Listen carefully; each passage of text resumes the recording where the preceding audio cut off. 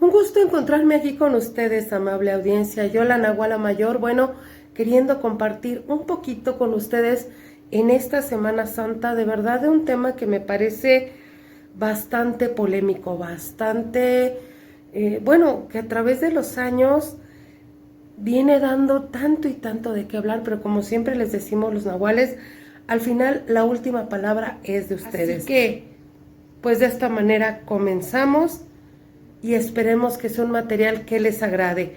Por favor, para que podamos seguir trayéndoles los nahuales este tipo de mensajes, este tipo de videos, de historias, de relatos, porque al final todo esto puede ser leyenda o historia vívida, pues la última palabra la tienen ustedes. Así que por favor, apóyenos con un like y de esta manera comenzamos.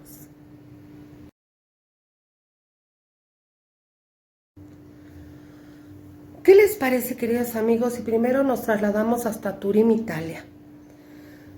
A un ladito de la Catedral de San Juan Bautista, ahí vamos a encontrar la iglesia del Santo Sudario de Turín. Ahí se ha conservado este sudario. Durante muchísimo tiempo se ha tenido allí como una reliquia de la iglesia romana. Esta es una tela que tiene un tamaño estirado como de unos 4.42-43 centímetros de algo y el ancho es de 1.13 metros. Es como una sábana angosta, pero muy larga, muy larga, muy larga. Está hecha de lino con un tejido muy especial. Es un lino que es muy especial de las zonas áridas, de la parte norte de África. En Medio Oriente se llega a encontrar este lino. El tejido también es un tejido de cola de pescado. Así que es una tela bastante cara, es una tela bastante fina, es una técnica hecha a mano, que no fue nada sencillo conseguir. O sea, la persona que la adquirió era una tela bastante cara, ¿no? Ha de haber sido en su momento de las telas más caras de la zona y de la época. Así que fue alguien con bastante dinero. Recordemos que José de Arimatea se dice que era un hombre con bastante dinero, así que pudiéramos decir que hay una cierta relación ahí. Ahora, en este lino está plasmada la imagen de un hombre, pero no solamente es una imagen que se ve el cuerpo completo por los dos lados. Vamos, imagínense que esta tela así estirada, hubieran acostado a un hombre y después esta tela lo hubieran puesto así encima. Entonces se ve en esta tela la parte de atrás, la espalda, y enfrente también se ve todo el frente del hombre. Tiene muchísimos detalles, tiene quemaduras, está amarillenta, tiene parches, y ahorita les voy a decir por qué los tiene. Y bueno, la imagen de este hombre, muy amarillenta, a simple vista de repente es difícil poder verla, pero si nos alejamos un poco, a cierta distancia se percibe muchísimo más. Para muchísima gente, en muchos años, este lienzo representa que fue el lienzo donde envolvieron a Jesucristo. Mucha gente lo cree de verdad, con toda su devoción. Pero aquí hay algo muy extraño, que aunque tiene esta imagen plasmada, que es donde comienza toda nuestra historia, esto de verdad es causa de devoción y para otros solamente es una pieza antigua, pero aquí hay algo que nos sorprende. La propia iglesia romana, católica romana, no cree que sea verdadero. Eso no quiere decir que los integrantes de la iglesia o algunos sacerdotes no digan que no lo sea, pero la iglesia como tal en su momento no la reconoció. Ahora, la Iglesia romana no lo toma como dogma de fe tampoco. Ajá. Por ejemplo, si crees o no crees que el sudario es o no es, eso no te da ni la salvación, ni es una dogma de fe. No, para ellos no es una pieza sagrada. Solamente es algo de los primeros datos registrados, pero hasta ahí se queda. Este sudario aparece ya bien en la historia con documentación en 1357. En Francia, aparece en la región de Lirey, en Troya, en Francia. Y la propia iglesia expresa su preocupación de no poder decir que realmente sea auténtica. Aunque aparece oficialmente, la pieza es catalogada pues que es falsa. La primera aparición del sudario, ya diciendo ese es el sudario de Cristo, el obispo de Asís dice que es una pieza fraudulenta y dice que ya desde hace mucho tiempo atrás se decía que no era. De hecho, él decía que él conocía al pintor que lo había hecho, que sabía cómo lo habían elaborado, ¿no? Entonces, ya desde ahí nos deja muchísimo que pensar cuando el propio sacerdote no le da esta autentificación. Ahora bien, en el Evangelio de San Juan, capítulo 20, versículo 7, se dice que cuando los discípulos entran al sepulcro, su cuerpo ya no estaba, estaban tirados los lienzos que amarraron al sudario y el sudario quedó doblado a un lado. Recordemos que cuando los judíos enterraban a alguien, tenían una técnica de embalsamamiento muy sencilla, ¿no? El cuerpo se ponía dentro de la tumba, que era una cueva, se ponía el cuerpo encima, se limpiaba el cuerpo con aceites finos, el cuerpo quedaba muy muy limpio. Después de esto se terminaba de cubrir el cuerpo y con partes del mismo lino cortados como si fueran ventas, lo envolvían precisamente para que el cuerpo quedara bien envuelto, quedaba como una mortaja de lino. Cuando entran los discípulos al sepulcro para dejar el cuerpo, pues lo dejan de esta manera, pero cuando es la resurrección, ya se dice que con lo que envolvieron el cuerpo está aventado por ahí en un rincón y el sudario está por otra parte. Así que bueno, muchas veces estuvieron buscando el sudario. De hecho, en la Biblia, cuando dice que estaba ahí en una parte, podrían haber pensado que las mujeres que encontraron la tumba vacía, los propios discípulos o hasta José de Arimatea, a lo mejor se lo lleva, pero esa es la última vez que se menciona del sudario. Así que cuando por fin se revela la luz en 1357, dicen, aquí está el sudario, dicen, pues no, es imposible porque se pierde la pista desde los evangelios, ¿no? Entonces, el propio Papa Clemente VII, pues reconoce que esto es como pues tiene un valor espiritual, ¿no? Ayuda a la fe, ayuda a ver, pero no lo reconoce, ¿no? Como precisamente el sudario de Jesús. Así que, pues no le están dando realmente esta importancia. Así que el sudario va y viene en varios lugares hasta que llega a Turín. Y bueno, después de haber estado en Chamberí en 1532, porque un incendio destruye la iglesia, el sudario lo tienen en una urna de madera para cerrarlo, las aplicaciones que tiene para cerrarlo son de plata, y entonces cuando se empieza a quemar, se empieza a derretir la plata y empiezan a caer gotitas de plata sobre el sudario.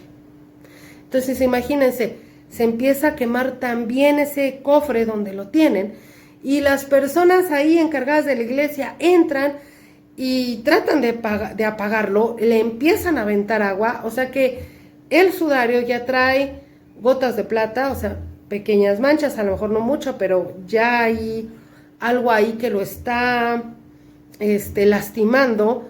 Se llega a quemar de las orillas porque las monjas que guardaban el sudario ahí lo doblan en 8 partes para que quepa dentro de este cofre. Entonces esas orillas, esas esquinas en 8 van siendo quemadas, ¿no? Y cuando le avientan el agua para poder rescatar lo que no se acabe de quemar, pues también entonces el sudario termina teniendo manchas de agua. Quiere decir que ha sido expuesto a pues demasiadas situaciones que pudieron haber dañado el sudario de muchísimas formas. Recordemos que la Iglesia Católica no está reconociendo a este sudario como verdadero. Entonces es difícil, ¿no? Decir, bueno, ahora ya está quemado, ya está lastimado, pero también se mencionó que este sudario había podido ser una pintura. Lo que les quiero decir es que a pesar de todo esto que le pasó, la imagen siguió intacta, ¿no? Las monjas, cuando lo abren, pues ven que tiene algunos hoyitos, algunas partes que se quemaron, y ellas en ese afán de, pues tenemos que repararlo, le pusieron unos parches. Por eso al inicio del video les dije que este sudario tenía demasiadas cosas que pudieron haber perturbado la imagen. Pero a pesar de los parches, a pesar del agua, a pesar de la plata, la figura sigue intacta. Pasa el tiempo hasta que llega el sudario con la familia Savona, una familia que lo colocan en la iglesia de Turín, y ahí ya se quedó por muchísimos años. Y bueno, pues para la gente era una pieza antigua que le daban muchísimo valor.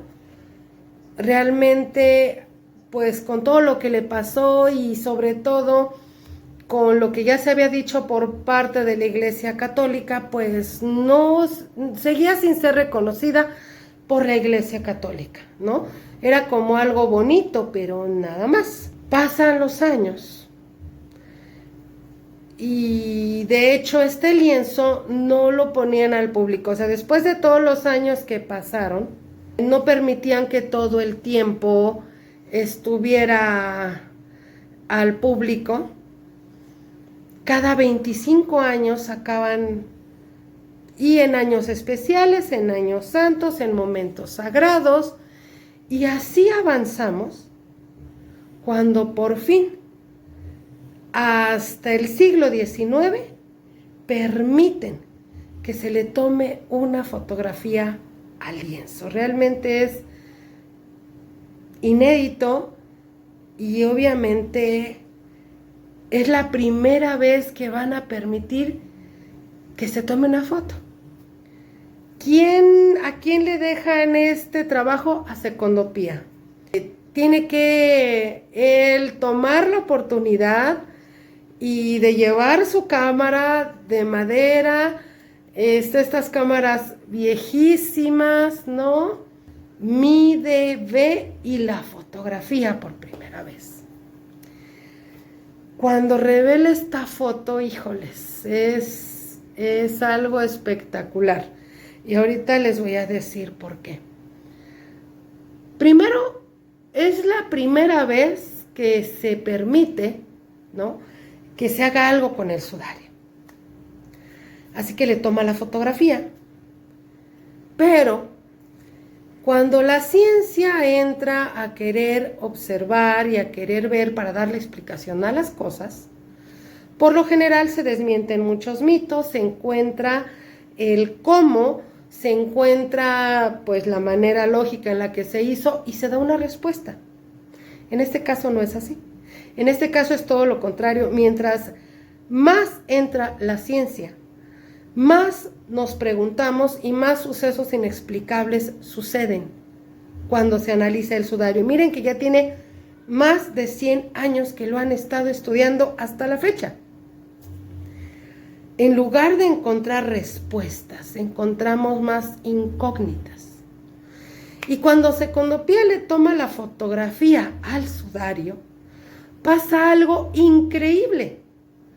Los que ya tienen añitos, así como yo, recordarán que yo me acuerdo cuando yo era chica, todavía en mi adolescencia, comprábamos rollos fotográficos, le metías el rollo a la fotografía, lo llevabas a que te revelaran la foto y entonces te entregaban tus fotos y el negativo. Porque cuando se revela una foto, siempre se sacaba de ese rollo, se imprimía la fotografía y quedaba el negativo. ¿Qué es el negativo? Es como la parte contraria de la foto. Lo que se ve claro, ahí se ve oscuro, y lo que se ve oscuro se ve claro. Es el negativo. Es la parte trasera de la foto, por decirlo de alguna manera. Cuando te regresaban tus negativos, si después querías sacar más fotos con ese negativo, de ahí lo podían sacar. Cuando Secondopía toma la foto, precisamente, es algo que no pueden creer y que de hecho él piensa que a lo mejor hizo algo mal. Porque cuando revelan la foto, no revelan una fotografía, no se ve el color como nosotros lo estaríamos viendo normalmente. Se ve un negativo. O sea, se ve la parte contraria, y cuando se puede ver el negativo, aparte los deja asombrados, porque se ve un rostro completo con un cuerpo completo, en negativo. Y se queda él asombrado, todos los que trabajan con él se quedan asombrados, al grado de que él piensa de que hizo algo mal. Entonces vuelve a pedir permiso antes de que vuelvan a guardar al sudario. Y no toma una, sino toma varias fotografías, porque no es normal. A lo mejor con una se equivocó, pero es cubrir todos los ángulos, de que queden las cosas muy bien hechas. Y toma varias fotos. Pero cuando imprimen estas fotografías, se vuelve a ver que es un negativo. No le está tomando una foto, le está tomando un negativo. Eso es algo imposible. Y en cada negativo se ve este rostro, se ve este cuerpo. Entonces, de verdad que él se queda sin saber, sin entender. Y se queda con estos negativos porque ya después no hay oportunidad de poder volver a tomar fotografía. Ahora bien, hasta aquí podríamos decir que no hay ningún problema. ¿Por qué? Porque de todas maneras, para la época, hablando de tecnología, esto era lo único que se podía hacer. No había más tecnología como para haberle hecho en esos años, en esos momentos, más estudios que nos cambiaran la perspectiva, que nos dieran mayores respuestas. Entonces, a pesar de que él hubiera querido seguirlo fotografiando, no había para más. No había cómo usar más tecnología. Pero esta es la puerta para poder abrir, para empezar los estudios. Pasan los años y hasta el siglo XX, en 1978, hasta más o menos 1985, se juntan un grupo de científicos. Se junta este grupo de gente, sino investigadores de las mejores universidades de Estados Unidos, investigadores de la NASA, que han invertido dolor y esfuerzo por estudiar esta pieza. Es muy importante porque está ahí representado lo que pudiéramos decir que es el cuerpo de Cristo, ¿no? Entonces, se dice que fue pintado, se dice que pudo haber sido alguien, pero en 1357, ¿cómo le iban a hacer si ni siquiera existía la fotografía, no existía absolutamente nada de ese tipo de tecnología? Pues pudieran, ¿no?, haber pintado un negativo. Obviamente con estas fotografías pues ya hay un tema de duda. ¿por qué salió así? Ahora, sería lógico, sería algo normal, la persona que lo pintó de esta manera al revés. Se creían tantas cosas hasta que la familia Savona pues permite los estudios ya en pleno siglo XX, donde ya hay los estudios, bueno, vamos, la tecnología, ¿no? Para poder hacer algo más con este sudario. Entonces, pues permiten estos estudios y como les comentaba yo, es un grupo de científicos de las mejores universidades de Estados Unidos. Empieza este estudio con muchísimas dudas también de la Iglesia Católica, ellos en observación para ver qué es lo que está pasando, porque sigue creciendo este misterio. Y como les digo, empieza la NASA. O sea, no estamos hablando de cualquier científico, ¿no? Empecemos por allí.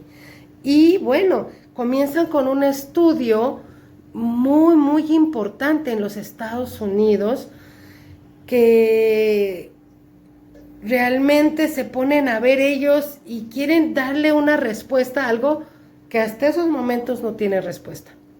Lo peor de todo esto es que en lugar de encontrar soluciones, cada vez encontraban pues cosas más inexplicables, ¿no?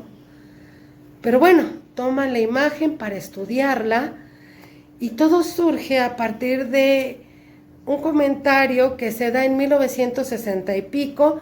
Hay un científico, pues se va a Turín, es un científico precisamente de este grupo que quieren empezar a ver lo que sucede con el lienzo y él está en otro estudio aparte.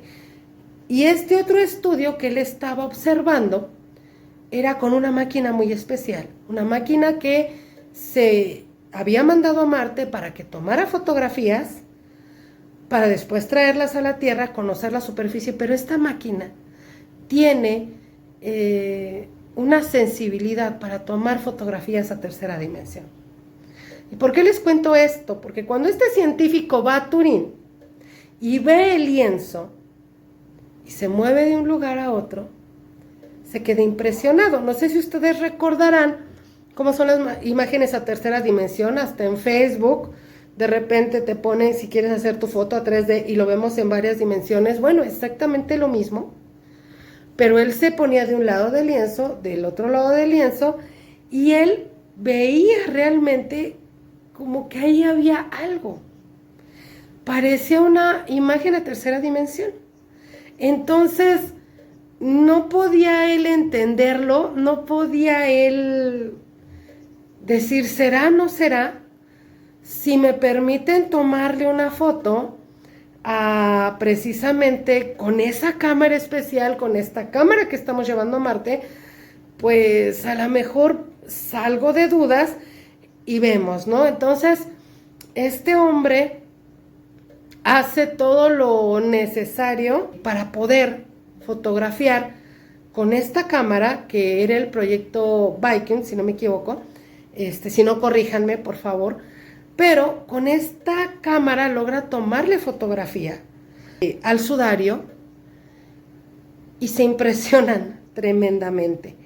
Esta máquina lo que hacía era que bombardeaba de luz, ¿no? Y de esta manera sacaba la tridimensionalidad de las cosas, le toman la foto al sudario y empiezan a hacer estos destellos de luz y quedan impresionados porque no solamente es una foto en negativo, ¿no? Lo que ya se había logrado sacar de este sudario, sino cuando se utiliza esta cámara, se dan cuenta que efectivamente es una imagen, tridimensional, donde le ves el espacio, donde logras visualizar la frente, la barbilla, los pómulos, los oídos, donde empiezas a ver el cuerpo de la persona de una manera tridimensional con esta cámara. No solamente era la imagen en negativo, era una imagen tridimensional. Algo completamente impresionante. Ahora bien, dijeron, bueno, a lo mejor nos equivocamos y le toman fotografía a pinturas de la época, diferentes objetos planos, pero artísticos de la época. Por ejemplo, bueno, a lo mejor algún pintor, alguien artista de la época logra hacer esto. Entonces toman muchas fotos de muchas cosas, pero ¿qué creen? Nada, todo en plano. Y este sudario está de manera tridimensional. Entonces, de verdad que sigue sin dar explicaciones, más bien sigue creando más dudas. Uno de estos investigadores dicen, es que yo lo veo y no lo creo. Los investigadores empiezan a decir, esto no tiene sentido. Como algo que aparece en el siglo XIV es de una manera en fotos en negativo, aparte es tridimensional. Entonces empiezan a hacer diferentes estudios. Todos estos científicos empiezan a hacer estudios aparte de la imagen, ¿no? Y entonces empiezan cosas que todavía nos cautivan más. La imagen, mucho se dijo, la propia iglesia dijo que había sido pintada, entonces empiezan a ver, ¿no? Espectrografías, la espectrofotometría también. Estos estudios pues querían ver, ¿no? Si realmente esta pintura estaba pintada allí. Pero cuando empiezan los estudios, la imagen no está pintada, está plasmada. Y déjenme decirles las diferencias. Si la pintas, ¿no? Si es que hubiera sido pintada, cuando tú pintas un lienzo, y eso cualquier pintor me lo va a decir, tú agarras la pintura y tú pintas, la pintura penetra en los hilos de la tela. La pintura, vamos, tú la ves y que tú le hagas un tratamiento atrás, la pintura penetra los hilos, ¿sí? Entonces, ahí tú ves que está pintado, pero este lienzo no está pintado. Este lienzo es casi nada, esta penetración, ¿qué quiere decir? Que no está pintado, está impregnado. Les voy a dar más o menos un ejemplo. Si ustedes sacan una tela al sol y arriba le ponen un vaso y lo dejan asoleándose todo el día, cuando ustedes regresan con esa tela y ustedes le quitan el vaso, van a ver que toda la tela tiene una coloración y donde estuvo el vaso tiene su color original. ¿Por qué? Porque no la alteró el sol. Ajá. Entonces el lino está alterado con la forma de este cuerpo, no está pintado. Ya desde ahí vemos una diferencia enorme. Este efecto es en la pura superficie donde está impregnado, pero sobre todo hay que reconocer algo. Esta pieza ya sufrió una prueba de calor. Cuando estuvo en el incendio, tuvo momentos de plata que pudieron haber afectado el dibujo, si es que fuera un dibujo. Recordemos que le aventaron agua, entonces las manchas de agua sobre un dibujo lo borran. Pero cuando tú estás viendo este lienzo, el dibujo está intacto, está perfecto. Vamos, los trazos son directos, son largos, son precisos. Aunque se han quemado, aunque se han hecho, la impresión está exacta, ¿no? De hecho, el lienzo tiene como manchas de sangre, pero entonces se ponen a ver, ¿no? Si estas como manchas de sangre están impregnadas. No, están superficiales. Estas manchas de sangre sí tienen un volumen, pero no penetraron por completo en el lino. Entonces, aparte también hay otra cosa. La sangre con el tiempo se vuelve de color negro. Cuando está fuera del cuerpo se seca y se vuelve de color negro. Estas manchas están de color rojo. Entonces, ¿cómo sería posible que después de tantos años estas manchas estén de color rojo? Y entonces se toman muestras. En estos estudios, más o menos que fueron por 1976 y 1981, pues estuvieron viendo el comportamiento de la imagen. Estaba perfectamente bien la figura de este hombre tridimensional, estaba perfectamente bien conservada, a pesar de tener los remiendos de las hermanas que quisieron repararlo. Entonces, había más preguntas que respuestas, ¿no? De hecho, se hacen pruebas donde ponen como si fuera cinta adhesiva para desprender de estos fragmentos y poder hacer estudios de estas marcas, de esto que parecía sangre, para ver qué es lo que está ahí, ¿no? Cómo se ve este dibujo que no se maltrató ni con el agua, ni con el calor, que no hay, digo, ustedes vean y hagan un dibujo en una tela y ustedes le ponen agua y si no tiene una protección especial o es pintura para telas, eso se va a correr, eso se va a caer y eso no pasa con el sudario de Turín. La figura está perfecta, no está modificada, ¿no? En el estudio de los años 70 de este grupo, bueno, estuvieron haciendo estos fragmentos con la cinta adhesiva, como yo les decía, fueron sometidos a diferentes pruebas con solventes, pero ¿qué creen? Que no se afectaron. Era químicamente estable esto, era resistente al agua, era térmico, entonces no encontramos una respuesta. Obras de arte, con todo esto se hubieran roto, se hubieran alterado, se hubieran borrado, pero estas partículas que sacaron, por más que les hicieron, no se modificaban. Entonces, en algún momento un perito palinólogo, el doctor Freire, pues hicieron algunos estudios acerca de polen, colocando cinta adhesiva sobre el lienzo, se tomaron muestras para buscar este polen. Casi todos los objetos tienen polen, aunque vivamos en la ciudad. Así es como los científicos pueden decir de dónde era esta persona, de dónde viene esto. Cuando hacen estudios, hay plantas endémicas de la zona que te dejan entender dónde vivió la persona o dónde estuvo esta tela. Si quieres saber dónde mataron a alguien, casi siempre lo que hay que hacer es seguir al polen, ¿no? Hacen este estudio y se ve que hay varios tipos de polen, pero hay uno en particular. El primer en identificar este polen fue el doctor Frey. Este científico italiano experto es perito, es forense, es palinólogo, y entonces, después de descartar y de empezar a aislar lugares y zonas, encuentra uno de un polen de la región seca desértica, ¿no? Teniendo en cuenta que el lienzo estuvo en Europa, pues como que no coincidía. Pero este estudio no se termina porque Freire muere. Y entonces, pues, al no poder terminarlo, ya no se toma en cuenta.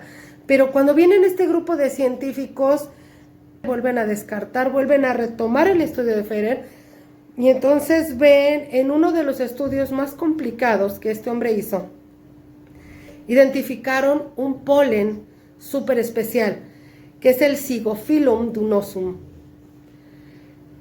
¿Por qué les digo el nombre científico? Porque en español no hay nombre. Esta planta es muy especial porque es una planta de la región de Jerusalén. Si el lienzo hubiera sido hecho cuando se encontró en Europa medieval, ¿cómo tenía polen de Jerusalén de hace muchísimos años antes? Entonces aquí nos abre más preguntas que respuestas.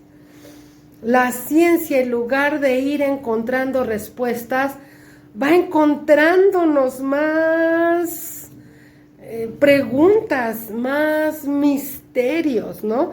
Y entonces se empieza a estudiar más y más. La verdad ya no se sabe qué es lo que hay ahí. Ahí hay una imagen tridimensional. No saben cómo se plasma, que en la fotografía sale como negativo, desafía todo por los años, por la época. Hay elementos que nos dicen que pudo haber estado en Jerusalén. Y después de todo esto, las grandes preguntas siguen siendo, ¿qué es esta tela? ¿No? Si lo vemos así nada más, bueno, realmente podemos ver un rostro que puede ser el de un hombre, es un cuerpo completo, bueno, brazos estirados, se ve su espalda, hay muchas manchas que podrían parecer de sangre, porque era como una tonalidad rojiza, pero aquí nos sigue dando preguntas, ¿no? Cada vez hay más incógnitas, cada vez está más difícil todo esto, cada vez hay menos manera de dar una respuesta a lo que está pasando, ¿no? Entonces, hay que empezar a investigar de manera forense, ¿no? Un análisis de esta tela, que hay un cuerpo, que hay un rostro, ¿no?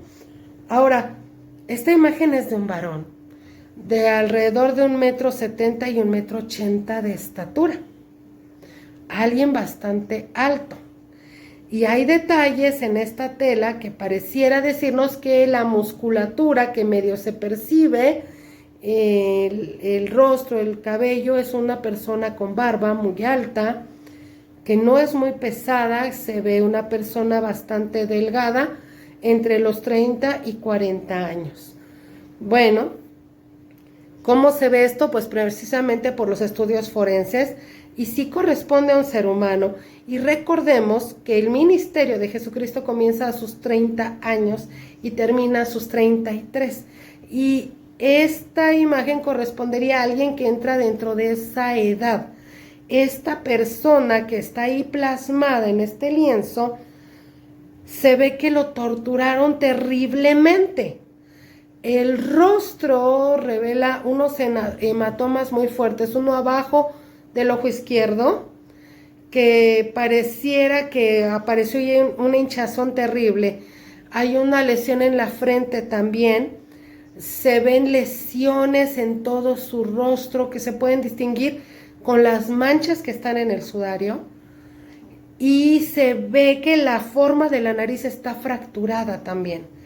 La nariz que se ve en esa tela se ve fracturada. Este estudio fue hecho antes de 1981, ¿sí? Y participaron científicos que detectaron que en este imagen tridimensional y las manchas que se quedaron en la tela, sin que tenga que ver nada la Iglesia Católica, sin que tenga que ver mano extraña, sino científicos,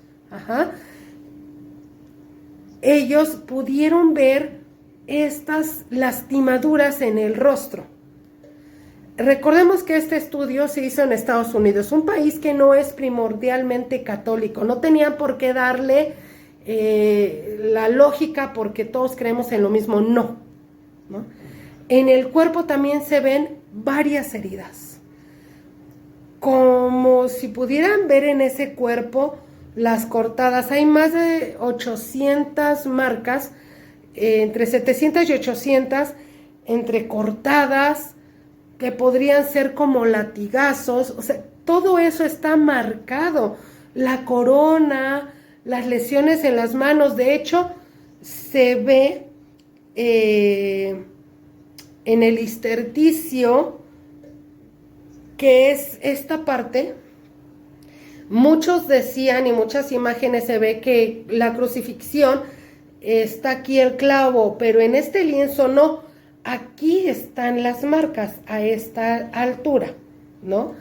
Entonces, al momento de seguir analizando por los peritos forenses, quienes están viendo todo esto, ven que pareciera que hay una anomalía en el tórax de una persona que estuvo en una posición muy mala y se contrajo en su cuerpo, ¿no?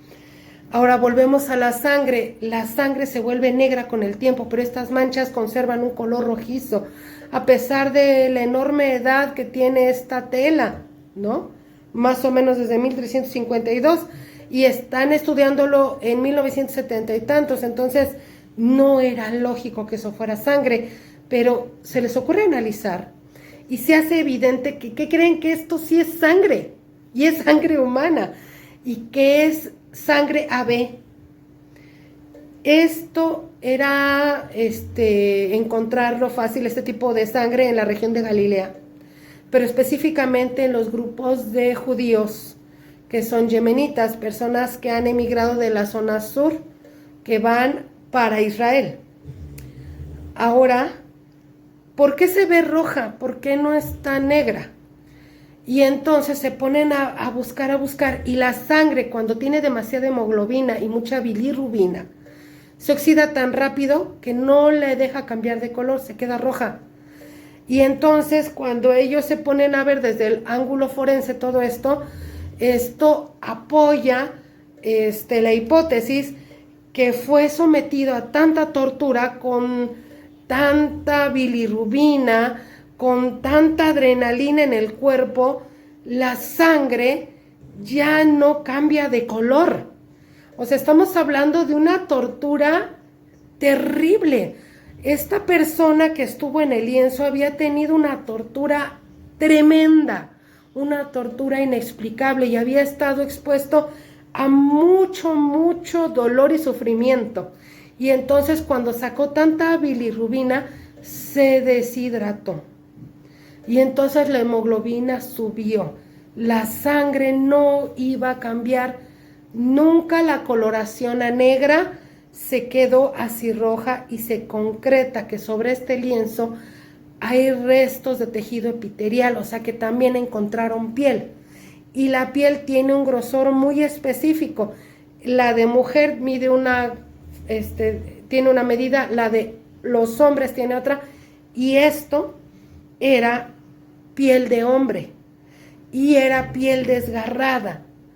Entonces ustedes me van a decir, pero ¿cómo crees? Sí, hay estudios que, si ustedes lo buscan, son estudios periciales, que esto es real y que hay evidencia de que esta persona fue torturada.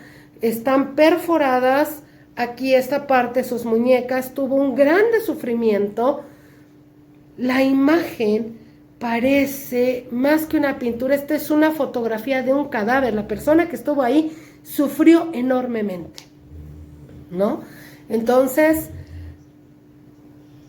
esta figura, aparte, cuando ven el análisis de un comportamiento de un cuerpo humano, esta imagen y la forma en la que estaba el cuerpo, cuando lo toman, cuando se plasma por completo la figura en la tela, pareciera que se está sentando. En esta foto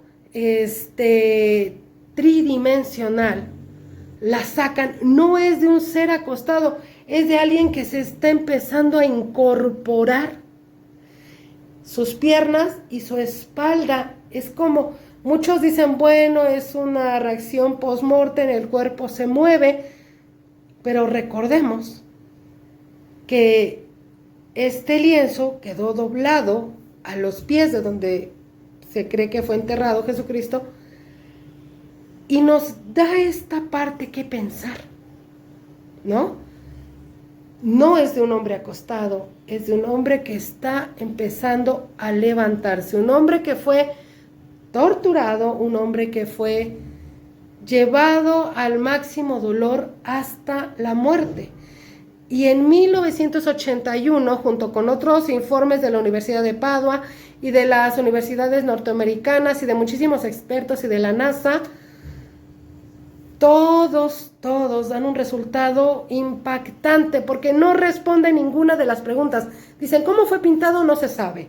¿Es auténtico? Claro que es auténtico. Ahí hay un hombre, ahí hubo un cadáver, no sabemos de quién, porque lo estamos viendo desde la manera científica. Esto no es fraude, no hay pintura, ahí envolvieron un hombre, y esto lo afirman los peritos forenses, pero no se podía saber quién era. No se podían responder nada de lo que se les presentó, y cada vez hay más preguntas, cada vez hay más incógnitas. Y entonces, cuando llegamos a este punto, la Iglesia Católica por fin da la autorización de que se haga un examen de datación.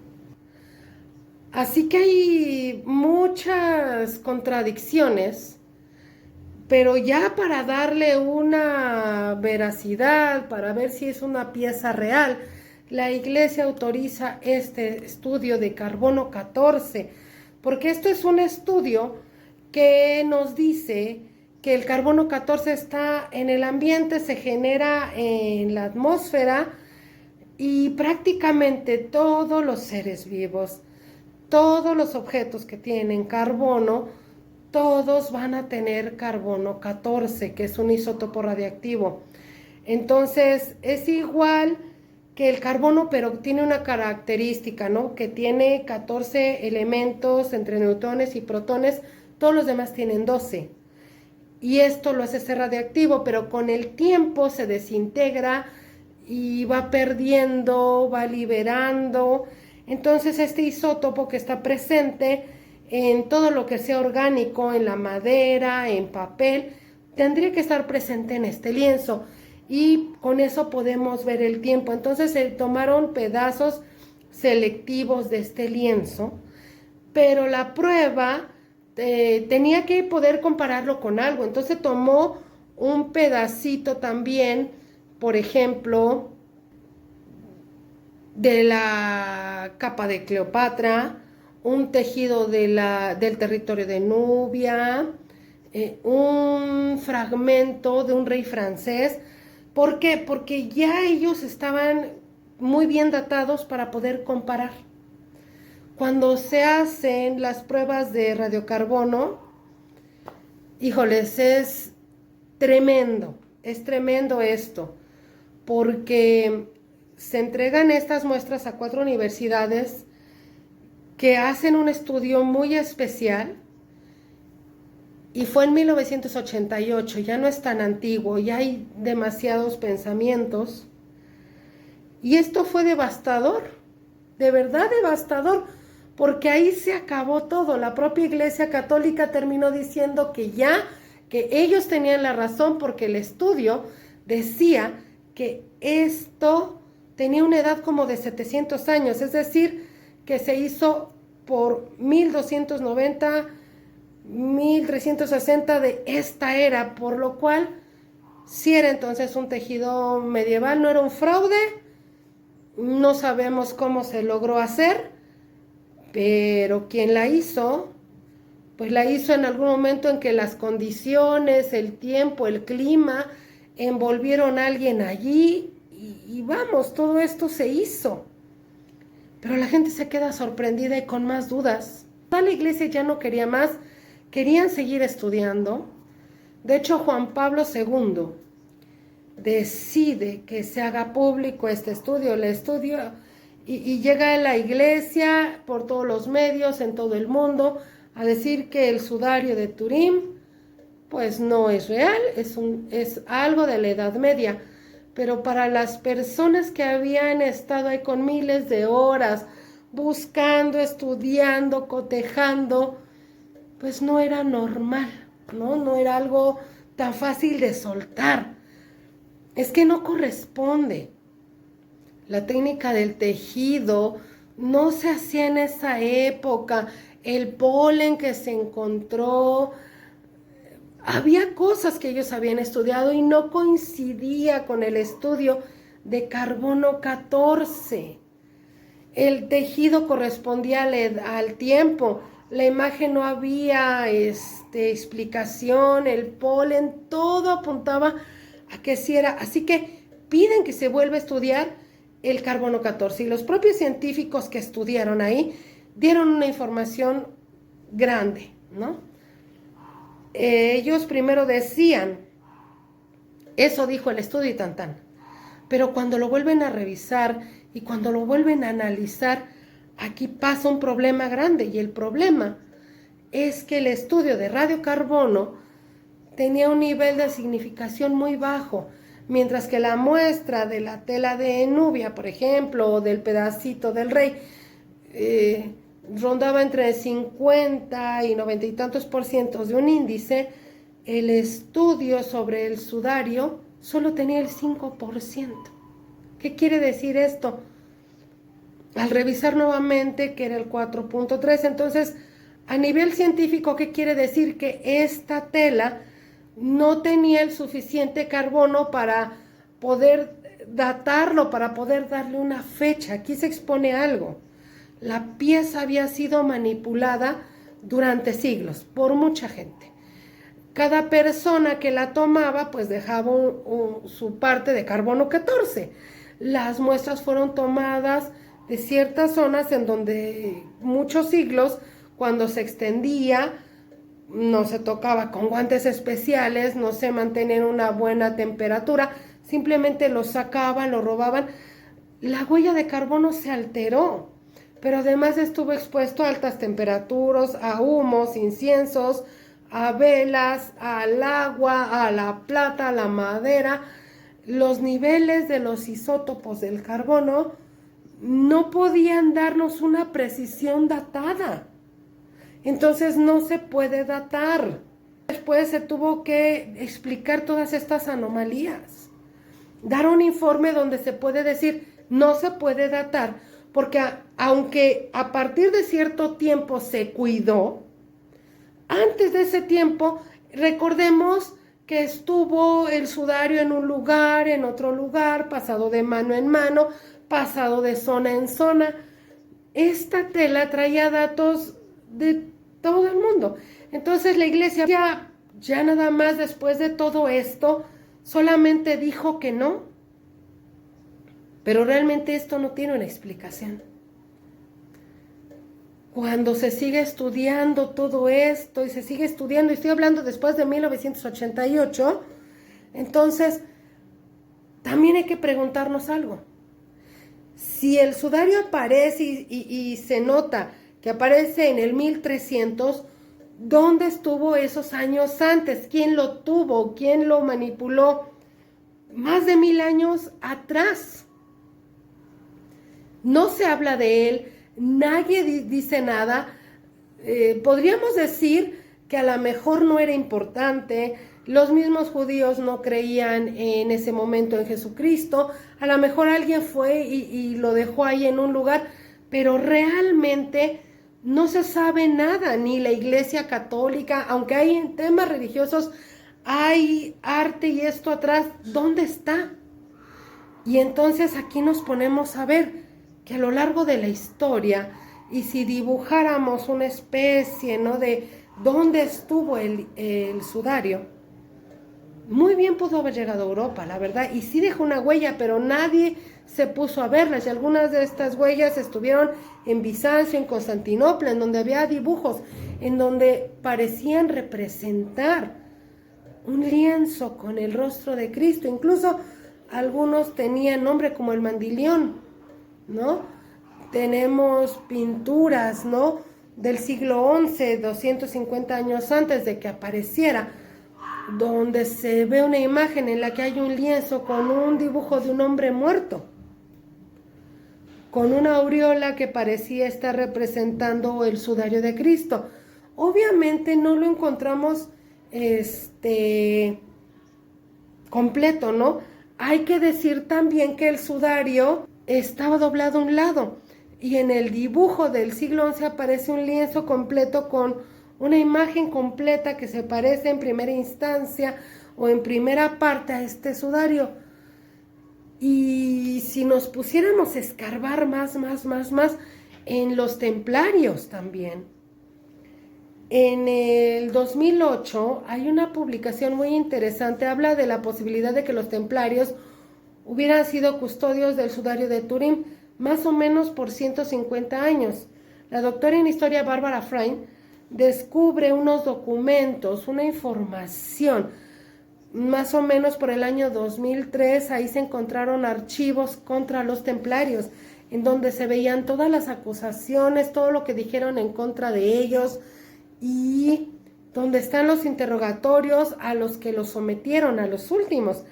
Y ahí se descubre uno que podría ser aparentemente no tan importante, pero es un testimonio de un joven que fue interrogado y donde confiesa haber sido llevado a un lugar secreto, en donde los maestres templarios le pidieron, pues como una prueba, ¿no?, como un rito, que besara los pies, de un extraño lienzo que ellos tenían. Ese lienzo tenía la imagen de un hombre muerto. Este testimonio, bueno, es de pensarse, ¿no? Él describe una tela larga y angosta con la imagen de un hombre estampado. Este rito llevaba que besara 3 veces estos pies y esta tela la tenían guardada en una urna. Entonces, históricamente no aparece, pero hay ciertas parcialidades que nos hace pensar que posiblemente por lugares donde pasó el cristianismo, alguien se lo llevó, alguien lo fue llevando, hasta que de plano alguien lo toma de una manera ya fehaciente y dice, este es el sudario, que ya es en el año 1300, ¿no? Recordemos que los templarios fueron exterminados ya como por 1312, ¿no? Entonces, es algo lógico que tal vez ellos lo hubieran tenido. Y la primer persona que enseñó esta tela fue descendiente de uno de los maestros templarios. Se llamaba Geoffrey. Así que hay una lógica. Él es del último que podríamos decir, él no fue templario, pero fue descendiente. ¿Y cómo él es el que lo presenta? No podemos decirles que es el sudario de Jesucristo. Todavía hay muchas nebulosas ahí, ¿no? Bueno, muchas nubes. Pero ¿cómo se plasma aquí? Pues podríamos decir, como han dicho, ¿no? Que es la pintura. Muchos dicen que se hizo con tempera, que es una técnica medieval, pero ya se ha visto que no, ¿no? Muchos aseguran que sí, otros que no. Al analizar, bueno, la verdad es que no tiene sentido. Se plantea la posibilidad también de que fuera como una marca, como haber colocado la tela con una imagen pintada y la pusieron al sol, que como muchos de niños hemos hecho eso, ¿no? Pones una imagen sobre una tela con calor y queda ahí, ¿no? Se quisieron replicar, pero también quedó muy débil esta situación, ¿no? Otra fue de que a lo mejor aceites que se pusieron sobre el cuerpo de una persona asesinada, también quisieron hacer esto, ¿no? Con algunos aceites y quisieron replicar esto, pero la manera en la que se hubiera manchado, si hubiera sido con este aceite, como ya estaba muerta la persona, hubieran sido líneas irregulares, entonces tampoco queda tan marcado ni tan claro como este sudario, como está el cuerpo. Y cuando se hicieron análisis, no se ven señales de este aceite, de ningún aceite en esta tela, ¿no? Entonces, se dice que hay una creación, a lo mejor de Leonardo da Vinci, sobre esto. De hecho, se hizo una comparación sobre el rostro del sudario con Da Vinci, hasta con la Mona Lisa, y no coincide, ¿no? Entonces, y aparte por la época en la que vivió Da Vinci, no coinciden las fechas, ¿no? No lo permite el tiempo. La realidad es que las teorías siguen y siguen y siguen y siguen, y así como hay gente que nos dice que es falsa, hay quienes nos van a afirmar que es auténtica, pero la realidad es que solamente ustedes tendrán la última palabra, porque hay estudios que mientras más se hacen, mientras más se llevan, en lugar de darnos respuestas, nos dan más preguntas. La realidad es que la Biblia te dice que la fe mueve montañas. Objeto de fe y de devoción, falsedad o realidad, eso solamente ustedes lo saben. Así que en esta Semana Santa, cuando estamos recordando tantas cosas que nos mueven el corazón, solamente ustedes pueden darle la última palabra. El sudario de Turín todo un suceso que está para pensar, para analizar, para saber. Muchísimas gracias, amigos. Espero que este haya sido un tema que les haya gustado mucho. Los nahuales se los traemos con mucho cariño. Y bueno, por favor, déjenos llegar más lejos, denos like, compartan el canal. Y si quieren que hablemos de algún tema en específico, también podemos hacerlo. Si tienen leyendas, si tienen historias o algo más que quieran que compartamos con el público, ya saben, solamente déjanos tu correo electrónico aquí, por favor, en los comentarios y nos pondremos en contacto contigo.